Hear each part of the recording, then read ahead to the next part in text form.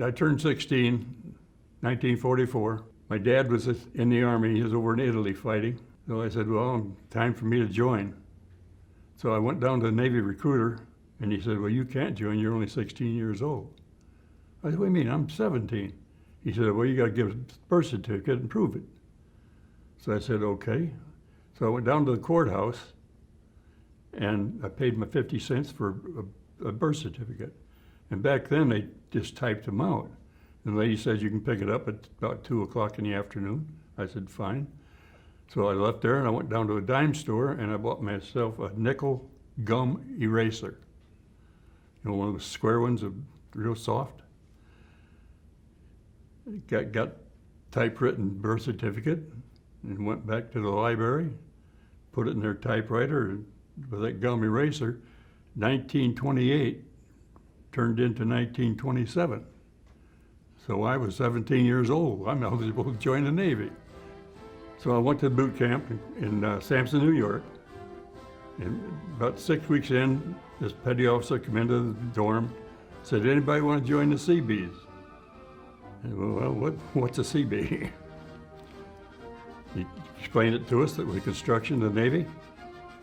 So I said, about 5 of us held our hands up, and he said, all right, pack all your gear, because you're leaving tomorrow morning. We're going to send you to Endicott, Rhode Island. Okay, and they put me in a special unit. And we left out of Boston and went to England. We got off the ship in England, and they run us north. They put us on 6-bys, drove us north to Scotland, and that's where they were making the Bailey Bridge. So they taught us how to build that. Then just after the invasion in June of 1944, and we followed the main line of the military. Any bridge that was destroyed, we rebuilt. I enlisted in 1958 and went to boot camp, of course, and then went to Port Hueneme, California for A school. Got orders out of there to Antarctic support activities. My first duty assignment was at the South Pole. I got orders to MCB-3, Okinawa. I got to San Francisco, and I said, well, it'll be about a couple weeks before you get your flight. Next morning, quarters, I said, you got your bag packed? You're going on a flight today.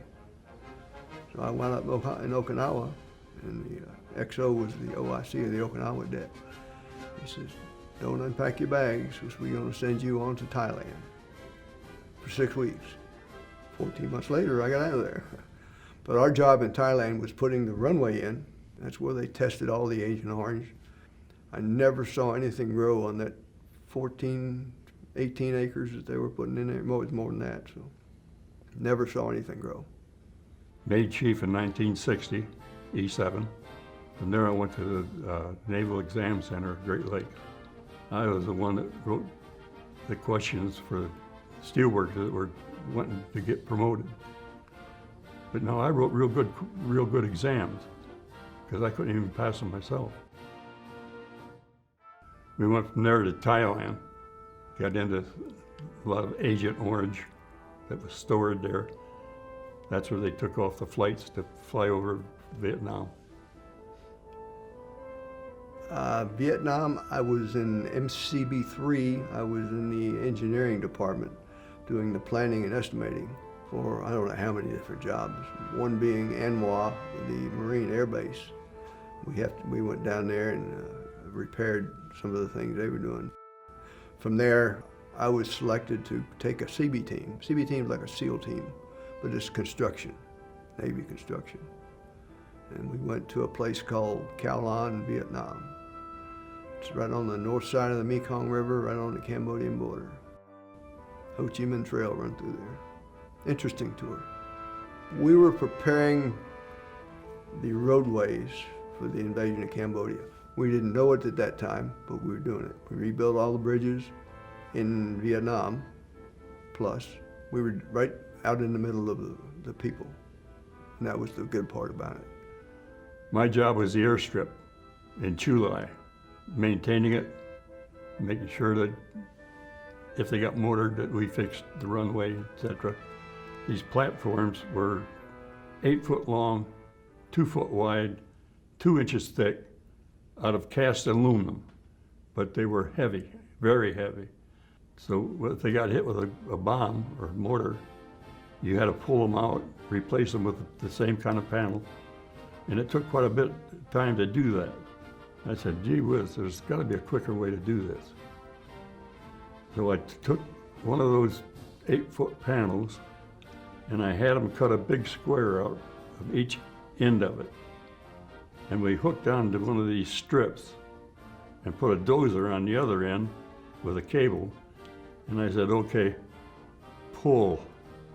And they pulled this whole string of panels out, took the bad portion of the air strip of our part, put a new one in there, pushed them back, pulled the air strip together, put these strips back in, pushed them into the bulldozer, and we did it in half the time. So they gave me a new medal. I came to Gulfport from Operation Deep Freeze. I wound up at Maryland. I did my 2 years there. Couldn't be ready to get out of there. Wound up down here and enjoyed the heck out of it. So I was the security officer. My primary duty was security officer. And I enjoyed it. It was a 3-year tour. We had the police department and the fire department. And my favorite part of it was traffic judge. The excuses you got are just unbelievable. And one day they called me into the office and said, you got a telephone call from Washington. And I answered the phone. They said, this is the director. That we're going to send you to Gulfport, Mississippi. You're going to become the command master chief. And I said, Gulfport, Mississippi, down south. Okay, so the wife and I came here. At first it was kind of hard because I couldn't get used to the shrimp, oysters. But eventually, give me a raw oyster anytime. But when I got here, I was under Captain Phoenix. He was the commander of the base. And he set me up in the office next to his, and I became the command master chief for the base. The wife and I we just loved this area. And I can't think of a better place to live because where we do live is a retirement area. SeaBee's retired, Marines retired, Army retired. We all talk the same language. It's a beautiful place. I love it. People are great.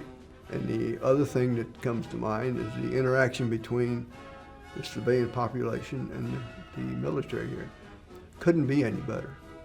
The salute to the military is something else that the military here and the people of Gulfport and Biloxi are united. They love us and we love them. Camaraderie within the SeaBee units is unreal. They just, you live together, you help together, you work together. That's what it's all about. It's togetherness. To me, it's been no greater life, no greater career. I loved every minute of it.